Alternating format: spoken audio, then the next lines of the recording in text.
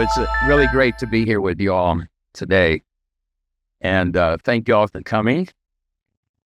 Thank you, Bert, Steve, Richard, and Myrtala, who opened their house to us. My kids are here, Elias and Isaac and Sarah, and grandkids.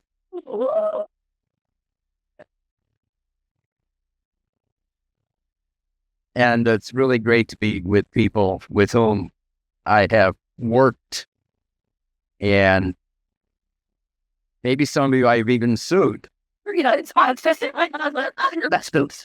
there's nobody here I haven't sued, this is the first time I've spoken to a group. That and Betty, I actually, when I'm writing this book, I keep running into people that are writing about it, and there's Betty back there who actually figures into the book back in Michigan when I was working with migrants. So it's really wonderful to be here. And it's really terrific. My heart has always been in the Valley, never left the Valley, even though I had to go do some statewide civil rights work. But the reason I wrote the book, and this is really interesting story, is I wrote the book because I wanted to honor the people that I worked with and to tell their stories, because we worked really hard for a long time together to make change. And when UT Press that published it says, look, this is a memoir. You have to write something about yourself, which I said, no. But anyway, I lost. But the way I tried to do it was to tell funny stories. But the thing about the book is I wanted to be a testimonial to all those people who made the sacrifice, who were on the picket line, who got up early in the morning, people like the guys in McAllen that were beat up all the time, that came forward, organized, and helped make that change. And of course, the McAllen police cases are what a lot of people remember, but done by the C-shift animals. That's what the cops called themselves. They had T-shirts, the C-shift animals. This was the night shift, and they really loved beating up young men in the police station. We ended up with 72 videos of them beating up people in the police station, and there were more that had been erased. But how that changed the thinking of McAllen, as Bert said, this was the part of that changing that reform that came about. Alex Longoria became the police chief. He was one of the 3 cops that came over to us and said, we don't like what's going on. We will be witnesses against the department. And think of that enormous amount of courage that took for somebody to cross the blue line like that, Alex Longoria. And as you know, Alex was up to the job. He reformed the police department. He was a terrific police chief, and unfortunately, of course, he left us early in his career. Richard Flores, I mentioned earlier, helped me try the cases. We did a series of jury cases. Richard was my expert on jury, what's carrying the weight with the jury, what's not, how to keep the judge happy and all that. But here's the other part of this, and he did a good job, right? So the judge would be yelling at me and smiling at Richard. But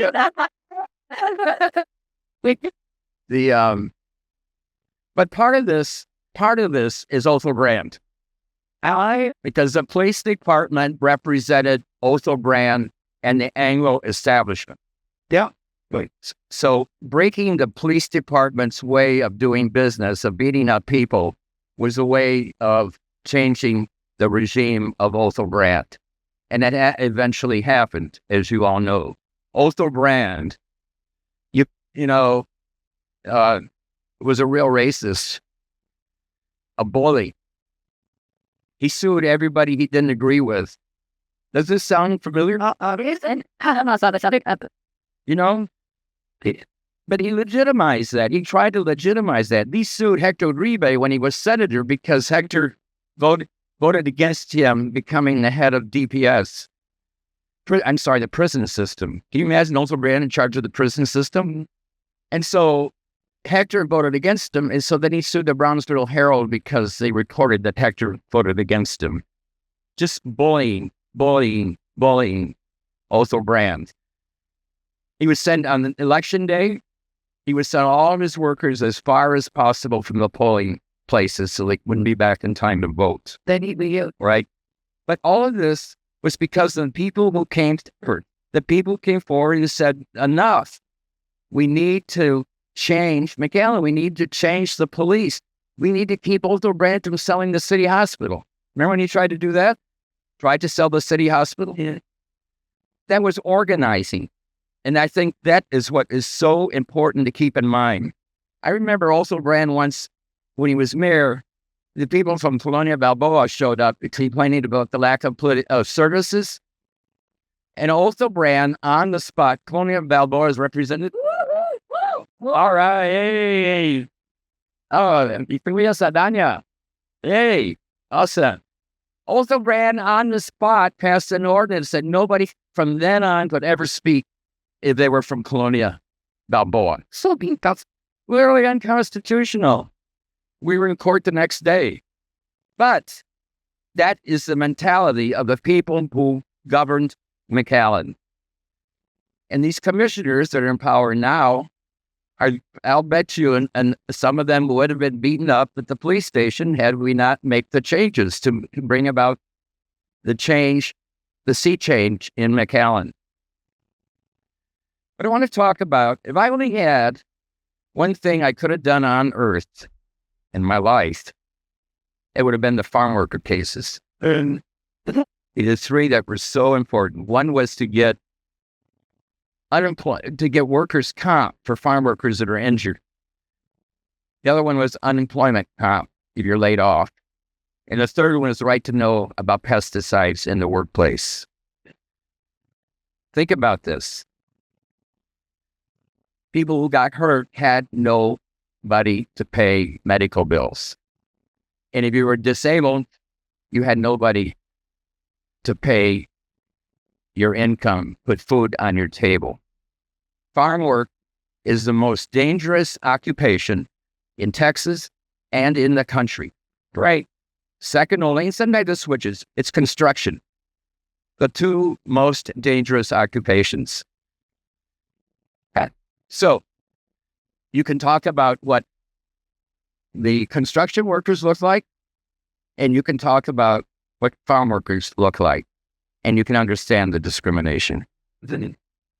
Right? And what happened when people got hurt in the valley or when they were laid off at the end of the season? The local people had to support them. This area is already poor enough, but they depended upon poor people to support people who were hurt or laid off. The lawsuits bring in, now farm workers are covered, bring in millions and millions and millions of dollars to the valley. This act of justice, this is just why do we treat some workers different than others? Or why do we treat this one group of workers different than others? And we know, of course, the answer. But there were other things that we did too. Can you imagine working in the fields and not having toilets? Not having drinking water? So when came time to go to the bathroom, a woman, for example, all the other women would form a circle around her out of decency. But it meant that everybody always lost wages because of this. The only occupation that did not have that requirement of drinking water or toilets in the field. But the beautiful thing about this is that this was the result of organizing. Farm workers organizing, getting together, getting community support. The families that worked in the fields could help with the skill that they learned in California about organizing. The house meetings that Fred Ross came and taught that Dolores Huerta used so effectively. The house meetings, sitting down, talking to people, organizing people. All of the colonias, 200 colonias, ended up with committees. Yeah. As a result of house meetings. House meetings was the way to organize. And I want to come back to that in just a minute. I want to mention one other thing that we did that was important, I think, for the Valley, and that were the disability lawsuits under the Americans with Disabilities Act. Altogether, we did 550 cases around the state for people with disabilities. Just basic, when you see the doors are now accessible, parking is accessible, people don't get refused legal services or don't get refused medical services because they're disabled, right? That's changes because people get organized. The disability group is, in Texas, the disability groups are the most organized, I think, of many, many community groups. And if you buy the book, all the profit either goes to the refugee house in Austin or goes to the disability groups in Texas, right? So you're sharing to the extent that you feel inclined to buy the book. I'm not encouraging it. I mean, my purpose, as I said, was to tell the history of the people that I work with. Yeah. I want to go back to community organizing because I think that is so important, and that's something that we don't pay enough attention to right now. The beauty of a house meeting, getting together with your neighbors and sitting down and talking, is an educational process. And it's also a way that you learn how to work together to make change. We spend a lot of time right now, our deeps, on social media. Social media is okay and can be important, but it is not the end of the organizing game. The end of the organizing game are the house meetings. And think about who benefits from us being distracted by social media. Who are the owners of social media? What power? They're the ones who don't want us to be organized. Right? I think it's very important to keep that in mind. Social media is important. I'm not saying it's not, but it's only part of the game. Nothing beats house meetings. And it is hard work. It is so much easier to sit on your posterior and click a few friends, send some messages and all that, than get out in the street, go to the houses. And you all here know from the last election what the result is about not going out and visiting your neighbors. All right. We should not have seen Trump carry any votes in the Valley. Right. And why did he? And I think part of that is the lack of our organizing, of getting out, doing that hard work. So I want to, Brian Stevenson, who probably some of you may know of him, civil rights lawyer in Alabama. It says there are 4 things that we need to do, and I think he's right on. One is that we got to have hope. The second one is that we have to be proximate. We have to be with the people. Living, working with the people. Not crossing the railroad to go and do charity work on the other side of the railroad, but living there, working with the people. The other thing that I think is really important, thanks. The other thing that's really important that Stevenson says is to change the narrative. And if we want to see what it means to change the narrative, we see our government doing that right now, going from undocumented workers to aliens. Right? That narrative. And it's important for us to change the narrative to reflect our values, our sense of justice. Change the narrative. When we talk, don't accept the term alien. We're talking about people. There's nothing alien about people. In fact, probably every one of us comes from somebody that came from another country at some point. And why do we treat, we're coming up to the DSC's a couple of days, right? And everybody says, oh, we love the culture, we love the food. Some of my best friends are. And what do? They run a razor wire, across the river. How is that respecting people? We have the right, of course, the country has the right to maintain borders and the right to maintain orderly immigration. But to do it with razor blades is absolutely unconscionable. But these people who are, we love you, love your food, love your music, are the ones who say, we'll cut you if you dare cross the river. And the whole point that Brian Stevenson makes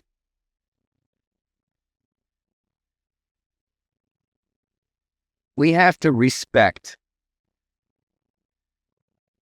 that we are where we are today, sitting here because of the sacrifice of everybody who went before us. Everybody who went before us made the sacrifice that we could be here. They did not expect that we wouldn't continue the marathon. And we would pick up the torch, carry it for a generation or two, and then pass it on to the next generation. That's part of the respect that we have, the reason that we have to keep that hope, and the reason that we have to keep that fight going is because of what they did for us with the expectation that we would turn around and do it. The Matanza, last century, La Hora de Sangre, 5,000 people were killed by the Texas Rangers here in the valley. Shot in the back, lynched, because they were asserting their property rights, or because they wanted to vote, just because the Rangers wanted to kill them for the hell of it. But they made that sacrifice. They offered their lives. They offered losing their jobs with the hope that we were going to pick it up. We were going to pick it up and carry it on. That's the hope. And that's what we have to be true to, carrying that on. And we have to do it by doing uncomfortable things, as Brian Stevenson says. Uncomfortable things. Maybe we have to speak out. Maybe we have to join the picket line. Maybe we have to figure out how to help Lupe. To do uncomfortable things. Change does not come from comfort. So I want to tell this story. I tell this a lot, but you haven't heard it. I'll tell you. One day this is back before you could work on your computer at home. I actually had to go into the office and work. And it was late at night. I was coming back home. I was in shorts and looked pretty ragged. About 1 or 2 in the morning. And I had to stop at Fiesta. If you're familiar with Fiesta in Austin, it's a Hispanic market. And so I'm going in, I have to buy milk for the kids. So I go in, and I get in line. And I'm the third person in line. The first person in line is this very poor woman. Hispanic. The cashier is Hispanic. She was trying to buy her food with food stamps. And if you remember the way food stamps used to be, it was monopoly money. That's it. Right? I mean, it was awful. Trying to figure out how to pay. And she was, the poor woman, she was sitting there trying to figure it out. And the cashier, it was absolutely awful with her. Absolutely. It was so embarrassing. I thought, oh, God, I'm going to have to say something. Awful. The second person in line was an Anglo woman who was very nicely dressed, 10 for 2 o'clock in the morning. And it's night and day. I bet you everyone in here has experienced this. It was night and day. The difference between how the cashier treated the Hispanic woman and how she treated the Anglo woman. And the Anglo woman at the end said, I want to thank you so much for the way you've treated me and the respect you've shown for me. I only wish you would have done it for the woman in front of me.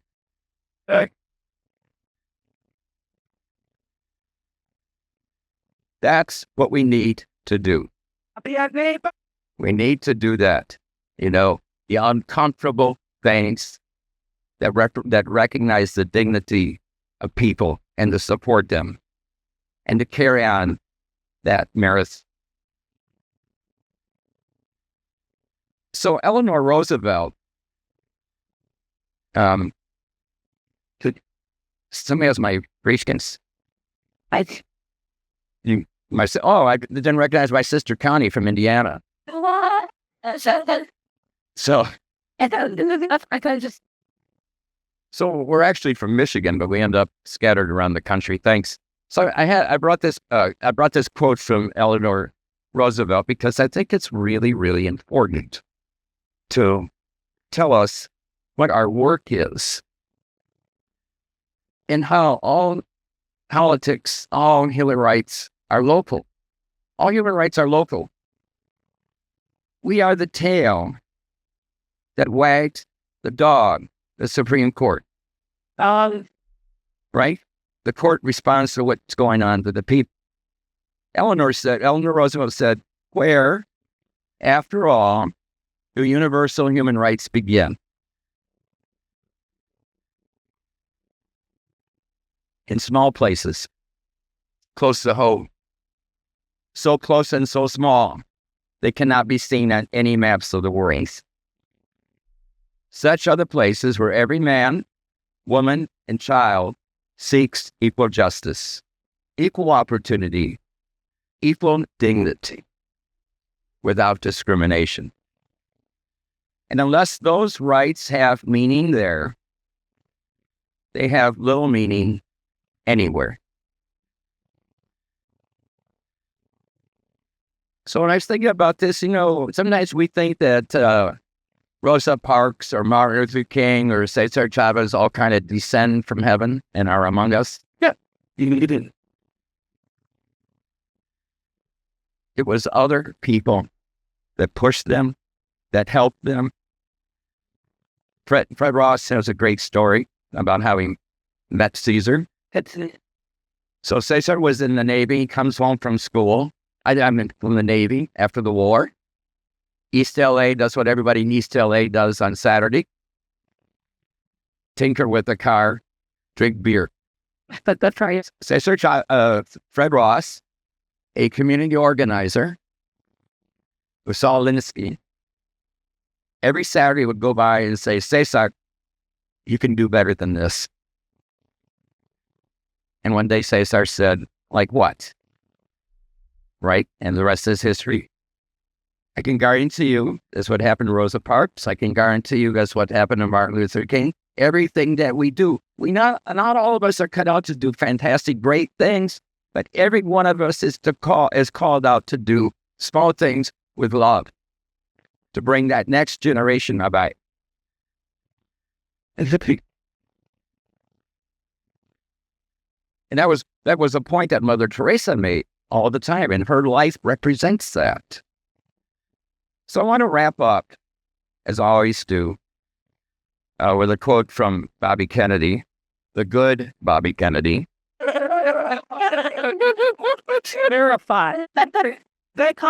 Who would have been president, of course, except that he was assassinated. I'm going to read the quote because I also want to show you, because since you're McAllen, you appreciate this. My bar card, we lawyers get, this is one of the originals, right? This is probably 50 years old. It's even taped together. We all have a bar card so that it's sort of like our pass into court, right? And one time I was in Reynosa, I tried to tell him that this was the card that was good on any bars in Reynosa. And he almost believed me. I almost got a free drink, but on the back of that, 50 years, I carried this from Bobby Kennedy. And you've heard it, but it's a good way to wrap up.